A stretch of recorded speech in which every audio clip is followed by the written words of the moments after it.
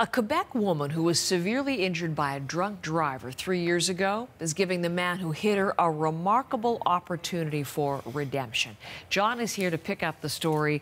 Her offer took pretty much everyone by surprise in court yesterday. Yeah, and this was in a sentencing hearing near Hudson, Quebec, and this is a young woman, Tina Adams. She is 24 now, but about 5 years ago she suffered some awful injuries as a result of being hit by a drunk driver. There she is here, and I'm just going to read you some of these, and I got to tell you folks, some of them are a little hard to listen to. Fractured skull involving traumatic brain injury, fractured spine, punctured lungs, hip, right side of the pelvis was absolutely destroyed. Someone who, as you can see there, she is doing some CrossFit and she is doing some walking. At some point there was a question whether she would ever be allowed to walk again. Now, the young man who hit her, he is 26 years old now. His name is Jordan Taylor, and he was in court. She made a remarkable offer to him, saying that would he join her in going to schools talking about drunk driving and the effects that it can have on an individual. Let's listen to her reasoning as to why she made this unusual request.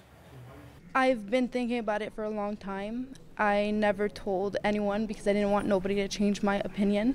So even my father got taken by surprise. I think it would make a huge impact on students, in schools. You know, the people, when I'm speaking, it has a really big impact. And I'm sure with also the guy who did this to me, it will have an even bigger impact.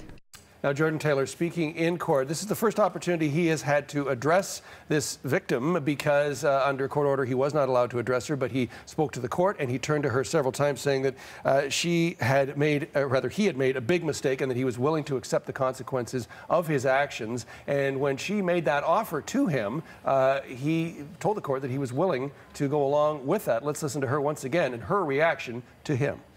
He put his man pants on and he apologized. And just the fact that when he pleaded guilty in June, I was just happy for that, because I remember at one point he had pleaded not guilty, and I remember from that point I went down and my moral had went down and everything, because I said, how could somebody do this and not plead guilty, not agree that they're the ones who did this to me?